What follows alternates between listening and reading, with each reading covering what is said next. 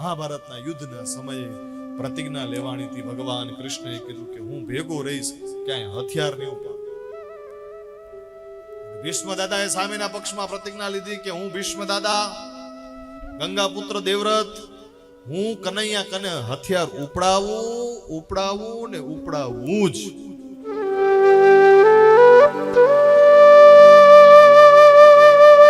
કથા તો તમને મને ખબર છે મહાભારત.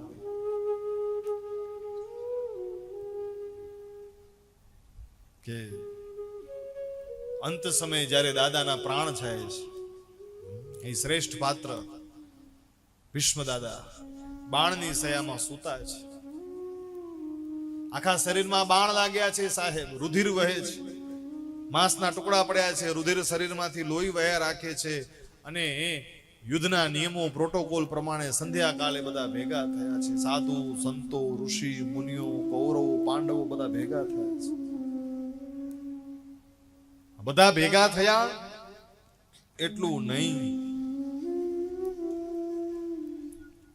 દાદાની નજર બધા ઉપર છે, પણ દાદાની નજર એક દ્વારિકાધીશની વાટ જોઈને ઊભી છે. કારણ કે દ્વારિકાધીશે વચન આપ્યું હતું કે અંત સમયે દર્શન દેવા માટે હું આવીશ. ભગવાને સાહેબ દાદાની ઈચ્છા પૂરી કરી. ભગવાને પોતાનો નિયમ તોડી નાખ્યો યુદ્ધમાં. અર્જુન ઉપર બાણના બાણ ઘા થતા હતા, બાણના બાણ ઘા થતા હતા. ભગવાને ઘણીવાર રથ બચાવ્યો. અર્જુન કે આટલા બધા બાણ મને મારે કોણ છે? અને જ્યાં જોયું તો અરે દાદા ભીષ્મ દાદા. ભગવાન કૃષ્ણે અર્જુનની વાત ભૂલાવી દીધી. ના દાદા નથી મારતા, બીજે ક્યાંયથી આવે છે. વળી થોડીક વાર થી વળી બાણના પ્રહારો આવ્યા. ભગવાન કે જો આમ ને આમ દાદા બાણ મૂકશે તો અર્જુન હમણાં મારી નાખશે.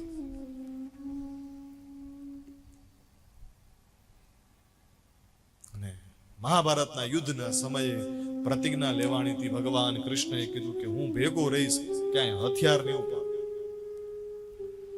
ભીષ્મ દાદાએ સામેના પક્ષમાં પ્રતિજ્ઞા લીધી કે હું ભીષ્મ દાદા ગંગા પુત્ર દેવવ્રત હું કનૈયા કને હથિયાર ઉપડાવું ને ઉપડાવું જ. અને ત્યારે બધા ઋષિ મુનિઓ મહાત્માઓ ભેગા થયા કે હવે આ જોવાની મજા આવશે. મજા આવે આની છે. પરિણામ શું હતું એ તો મહાત્માઓને ખબર જ હતું કે પરિણામ શું આવવાનું છે એ તો ખબર જ હતું કે જીતવાના આ જ છે પાંડવો. કારણ કે જેના પક્ષમાં સ્વયં પરમાત્મા ઉભવા છે એ ઋષિ મુનિઓને ત્યારે ખબર હતી. કેવું તો કહેવાય મેચ ફિક્સ હતી. મેચ ફિક્સ હતી ત્યારે. તમે જો ફિલ્મ જુઓ ને, ફિલ્મમાં તમે જુઓ એ હીરો હોય ને, હીરોને પછી આમ મારે ને ટીબે ને પછી આમ ઓલો અધમો કરી નાખે, પણ આમ છેલ્લે પાછો એવો સ્પ્રિંગની જેમ ઉડીને આવે, બધાને પૂરું કરી નાખે. કારણ કે બધાને ખબર જ હોય ને કે એ છેલ્લે આ હીરોનું આવશે બધું. એમ સાહેબ કેવું હતું, કહેવાય કે મહાભારતનો હીરો છે ને એ કૃષ્ણ હતો. મહાભારતનો હીરો ભગવાન કૃષ્ણ હતા.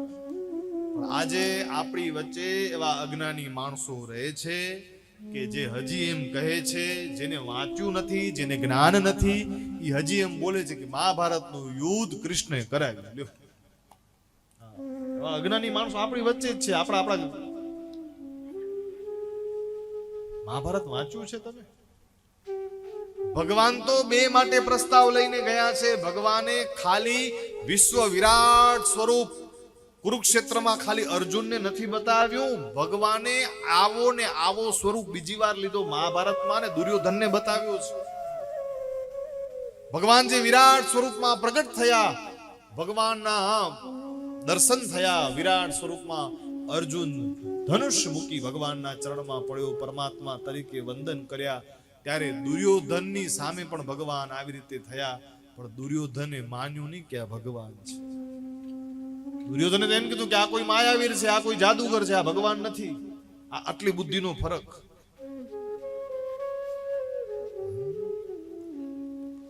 દાદા બાણ ઉપર બાણ જ્યારે અર્જુનને મારે રથનું પૈડું ફસાઈ ગયું. અને જ્યાં રથનું પૈડું ફસાઈ ગયું, રથનું પૈડું બહારે કાઢી અર્જુન જ્યાં બારે કાઢવા જાય પાછા બાણના પ્રહાણ આવ્યા. ભગવાન અર્જુનને કીધું, હે અર્જુન, હવે તમે અંદર આવી જાઓ, તમારા કામ નથી, અંદર આવો. અર્જુનને અંદર બોલાવીને ભગવાન કૃષ્ણે રથનો પૈડો કાઢ્યો અને ભગવાન રથનો પૈડો કાઢી દોડતા દોડતા દાદા સામે ગયા અને દાદાએ ત્યાં હથિયાર મૂકી દીધા કે બસ આપણું યુદ્ધ પૂરો. આ કામ તમે પ્રતિજ્ઞા લીધી કે હું હથિયાર ઉપાડીશ નહીં અને મેં તમારી કને હથિયાર ઉપડાવી દીધો. ભગવાન કૃષ્ણ કે એ આ બુઢિયો બનાવી ગયો, એ ધોરી દાઢી વાળું બનાવી ગયો મને. પણ યાદ રાખજો, બધાને રાજી રાખવા માટે ભગવાન આવ્યા હતા. બધાની મનોકામના પૂરી કરવા માટે પરમાત્માનો અવતાર કાર્ય થયું. ભગવાન કૃષ્ણએ જ છેલ્લે પાંડવોને કીધું ને કે તમારે હાથ ગાળવાના છે. ક્યાં જવાનું છે? હિમાલયમાં. તમે કેનું ભજન કરજો? ભોળાનાથનું ભજન કરજો, શિવનું ભજન કરજો. તમારા ભાઈઓ દ્વારા, તમારા દ્વારા, કાકા, મામા, ગુરુ, આ બધાનું તમારા હાથેથી આવું કાર્ય થયું છે. તો આમાંથી તમને સદગતિ કોણ અપાવી શકશે? તો શિવ અપાવી શકશે. કોણ અપાવશે? તારવાનું કામ કોનું? મહાદેવ.